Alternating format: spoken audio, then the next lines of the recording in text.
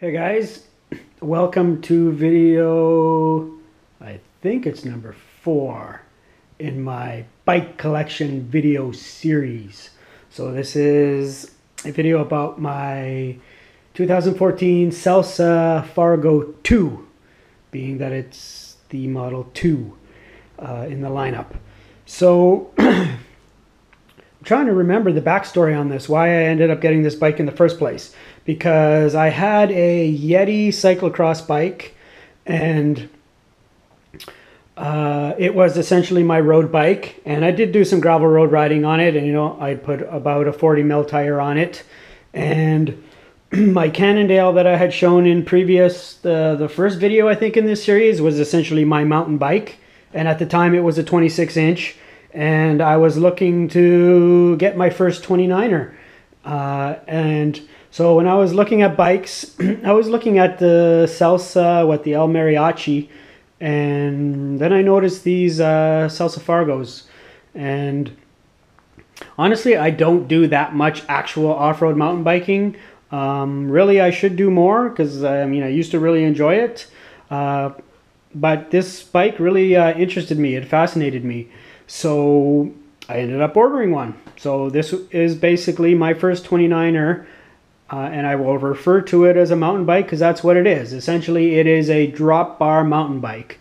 So the drivetrain essentially is a mountain bike drivetrain, but it uses road shifters, and then it uses a drop bar. But it's not a typical road drop bar. It is supposedly a bar that is specifically designed for off-road use. So I don't know if you can see it from the video footage, but the drops actually flare out to the side, and they're super comfortable. The way I have this bike set up, so I think the idea behind the bike is actually that you would spend the majority of your time in the drops. So I don't have it set up for that type of riding position. So the idea being is you would set it up actually quite high, and you would ride in the drops basically 100% of the time, and you would ride in the drops off-road.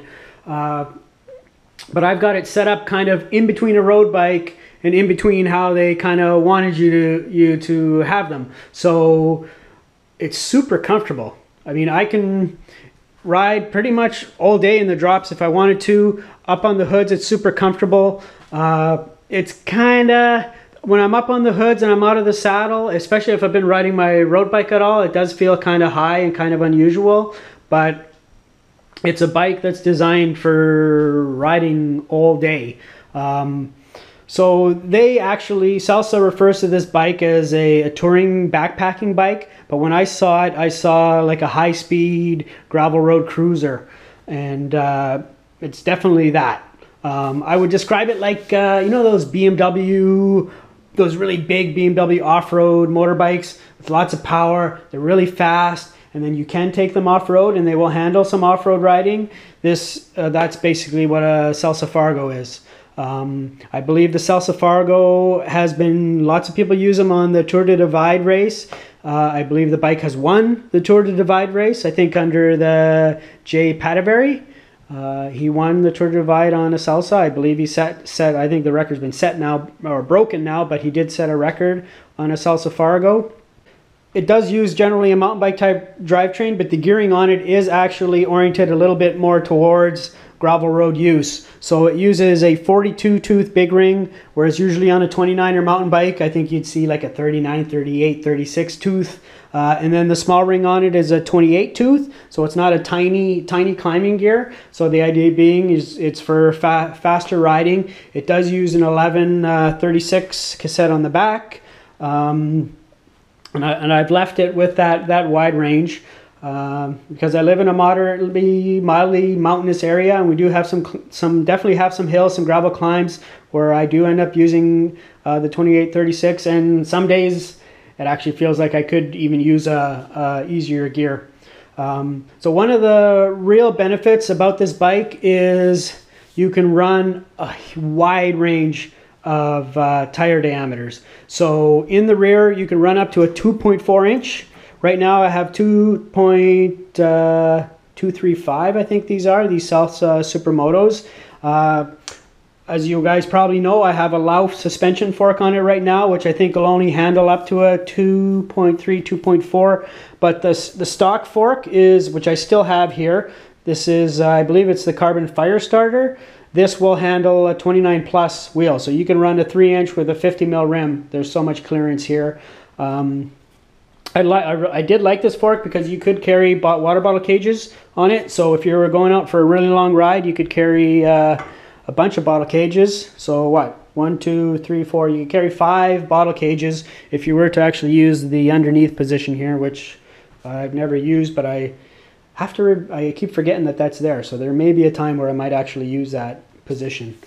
So the bike also came with a Crane Creek Thud Buster, and initially I was like, you know what, I'm probably going to change that. But once I rode on it, I actually liked it. You don't really notice it, so I didn't really notice it moving. So I didn't feel like I wanted to get rid of it. And for longer rides on rough gravel roads, it can only help you. The only downside is the fact that it's a heavy post. It's not a super light bike. It's probably 25, 26 pounds. If you right now have a cyclocross bike and you don't race cyclocross, I'd highly recommend checking one of these out. They do also have, it's just been introduced for 2016. They have now, because this bike and this genre of bike has become popular, you know, you could buy bikes like this from some of the smaller independent frame builders, but I think Salsa was the first mainstream bigger manufacturer to kind of jump on it and start selling bikes like these in mass. And it's been pretty popular. So they have now actually introduced a full carbon version. It's called the Cutthroat. So there is a carbon fiber version, and if you read the material on it, it's kind of become more racy, and they kind of call it a Tour de Divide race bike. So it is a little more performance oriented. I looked at the cheapest model, and it's very similar to this bike in terms of componentry spec. It uses the same fork, the fire starter, but then it's carbon frame. It doesn't use the thud buster. So I'm definitely interested in, I would purchase another one of these. I will be purchasing a similar genre of bike that when I go to replace this, I'll definitely want another one. I have no interest in a cyclocross bike since I've owned one of these. And the main reason being is the ability to run all these tire widths. So I have these Schwalbe Supermotos on there, which are 2.235. I have some, what are these, Rocket Ralphs, which are 2.25. I also have these Clement Explorer 700 by 40. Which I've run on here occasionally. When I'm riding by myself, I definitely prefer to run the fatter tires. And my reason for that is where I live. Like I've said, we got some good gravel climbs here, some really fast gravel downhills, and I just prefer the confidence and security of fatter tires. I think it makes the downhilling way more fun. I can attack them full bore without having to think about, you know, I'm running 40 millimeter tires, I can't take this full bore assault. And also for climbing grip, we have some good tough gravel climbs here, and I just prefer to climb them with 2-inch tires. I mean, you have all the traction you want. You don't have to worry about slippage. And then I do have the narrower tires, particularly if there's a group ride or whatever. And I know I'm riding with fit people. I will put on those 40 millimeter tires just for lower rolling resistance. But yeah, this bike is amazing. It's one of the most fun bikes I've ever owned. I like to refer to it as my most versatile bike that is still legitimately fast. This is a fast bike, like on flat terrain, downhill terrain, slightly rolling terrain. This thing is fast. With these particular tires, the Schwalbe Supermotos, again, if it's flat to slightly rolling terrain, my average speed on this isn't much slower than on my road bike. And in fact, on some Strava segments where I've attacked it, both my road bike and on this bike, particularly if they're technical, meaning that, you know, you're cornering super hard or you're on the brakes super hard. In some cases, I'm faster on this bike than I am on my road bike just because of the confidence level. The riding position is super confidence inspiring, particularly with these Schwalbe Supermoto tires. Like, you can corner on this thing practically like it's a motorcycle, and then disc brakes as opposed to rim brakes. obviously give you a braking advantage in your head and in reality in terms of their performance. So Salsa Fargo 29er adventure bike. It's a amazing, do-it-all, fast, high-speed bicycle. I love it.